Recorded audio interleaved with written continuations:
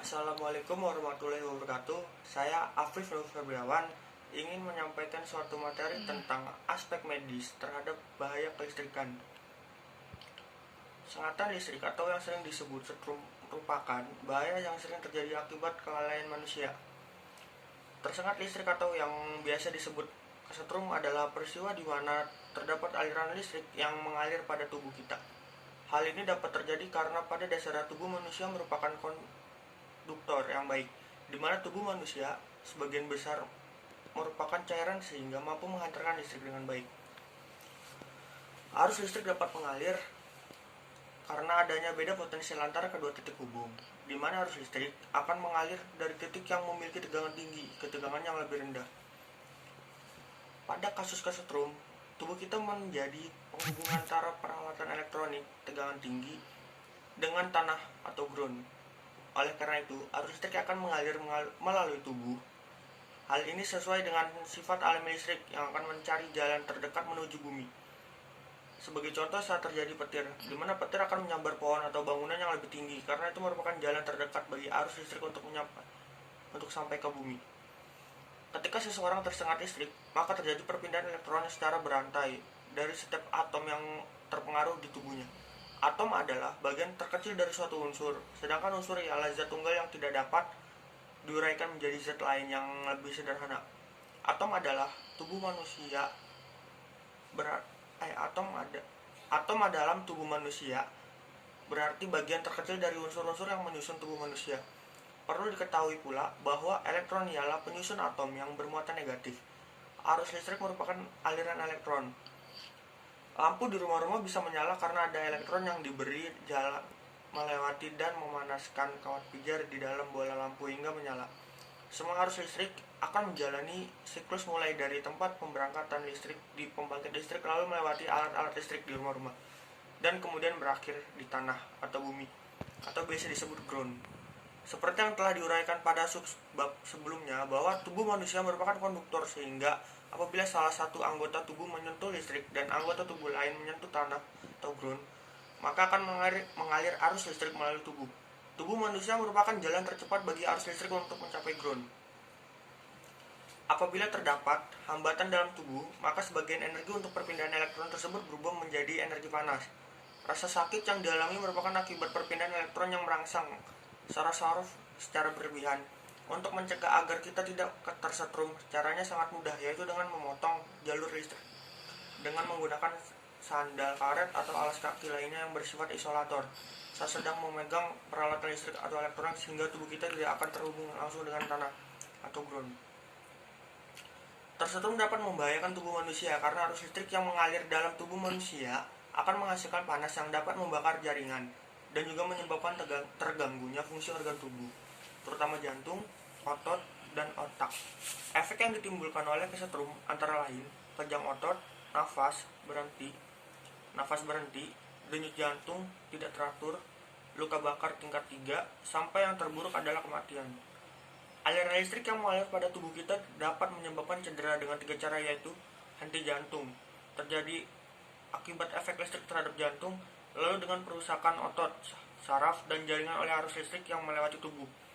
Selanjutnya dengan luka bakar, termal akibat kontak dengan arus listrik.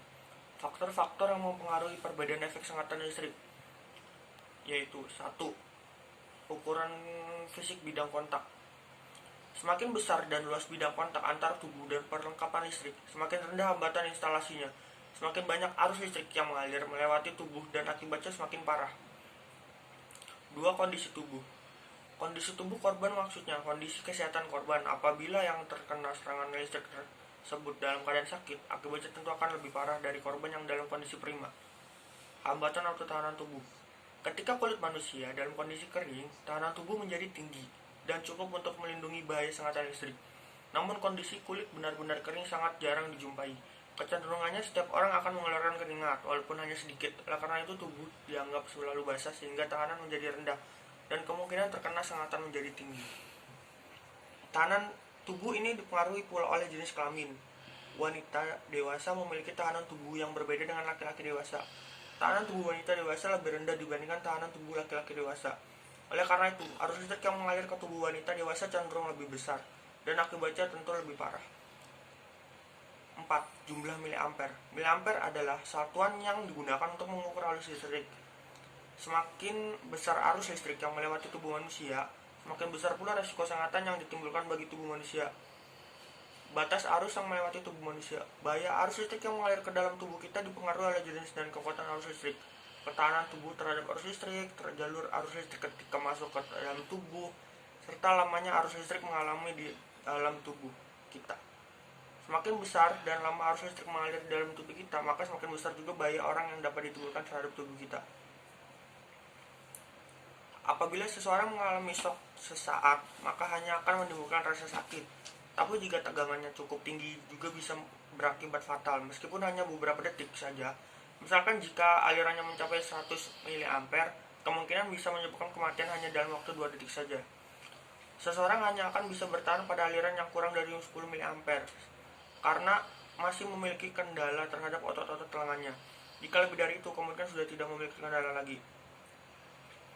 Hal inilah yang membuat seseorang bisa melepaskan alat listrik, sehingga aliran listrik akan semakin kuat melalui tubuh dan menimbulkan luka serius. Aliran listrik yang parah bisa menyebabkan kerusakan yang lebih banyak bagi tubuh, tapi terkadang tidak terlihat oleh mata. Seseorang akan mungkin mengalami pendarahan internal, rusaknya jaringan saraf dan otot, bahkan menyebabkan luka yang bersembunyi. Namun jika tegangannya terlalu tinggi, maka kematian tidak bisa dihindari. Jika ada seseorang yang tersetrum listrik, sebaiknya jangan menyentuh orang tersebut, karena aliran listrik bisa berpindah dan membuat keduanya tersetrum bersama. Menangani korban tersetrum. Berikut ini akan ada tips menangani korban tersetrum. Yang pertama, jika tubuh korban masih kontak dengan arus listrik, jangan menyentuhnya dengan tangan telanjang. Bisa-bisa Anda ikut tersetrum. Segera matikan sumber listrik atau memotong kabelnya. Jika tidak berhasil, gunakan benda yang tidak dapat mengalirkan listrik atau isolator seperti kayu, karet, atau plastik. Atau kalau Anda tidak dapat menemukan benda-benda itu, segera tendang saja tubuh korban dengan sol sepatu Anda. Yang kedua, segera periksa tubuh korban. Pastikan sumber listrik sudah tidak menempel di tubuh korban. Rebahkan tubuh korban hingga terlentang dan angkat dagunya. Segera hubungi ambulan jika memang kondisinya parah. Yang ketiga, sambil menunggu datangnya ambulan, segera lakukan pertolongan pertama pada korban dengan cara lihat dan dengar nafasnya. Jika korban dalam keadaan tidak bernafas, segera beri nafas buatan. Coba tekan hidungnya dengan jari Anda dan tiupkan udara ke dalam mulutnya 2 kali hingga dadanya mengembang. Kemudian periksa denyut nadi di lehernya. Jika dalam waktu 5 detik tidak ada tanda-tanda, tekan dadanya sebanyak 5 kali dengan kedua telapak tangan Anda. Telapak tangan kiri berada di atas dada dan tangan kanan berada di punggung tangan kiri. Posisi tangan Anda berada satu garis dengan putingnya. Periksa lagi denyut nadinya. Jika tetap tidak ada, ulangi dari awal. Jika ada luka terbuka di tubuh korban akibat saluran listrik, segera tutupi dengan benda yang tidak menghantarkan panas seperti kain atau perban. Ada pula yang namanya trauma. Trauma merupakan reaksi fisik dan psikis yang bersifat stres buruk akibat suatu peristiwa, kejadian atau pengalaman spontanitas atau secara mendadak tiba-tiba yang membuat individu mengejutkan, kaget, ketakutan, syok, atau tidak sadarkan diri, yang tidak mudah hilang begitu saja dalam ingatan manusia. James Driver mengatakan trauma adalah setiap luka, kesakitan atau shock yang terjadi pada fisik dan mental individu yang berakibat timbulnya gangguan serius. Sarwono melihat trauma sebagai pengalaman yang tiba-tiba mengejutkan dan meninggalkan bekas yang mendalam pada jiwa seseorang yang mengalaminya. Dari dua pendapat ini dapat dianalisa bahwa trauma merupakan salah satu kondisi yang tidak menyenangkan atau buruk yang datang secara spontanitas dan merusak seluruh sendi atau fungsi pertahanan kejiwaan individu, sehingga membuat individu tidak berdaya dalam mengendalikan dirinya. Sekiranya segitu saja. Saya Afif Nur Febriawan mengucapkan terima kasih. Wassalamualaikum warahmatullahi wabarakatuh. Kesimpulan, sistem pertahanan atau biasa disebut sebagai grounding system adalah sistem pengamanan terhadap perangkat-perangkat yang menggunakan listrik sebagai sumber daya tenaga dan lonjakan listrik utamanya dan orang bisa terkena setrum karena pada tubuh kita terdapat cairan.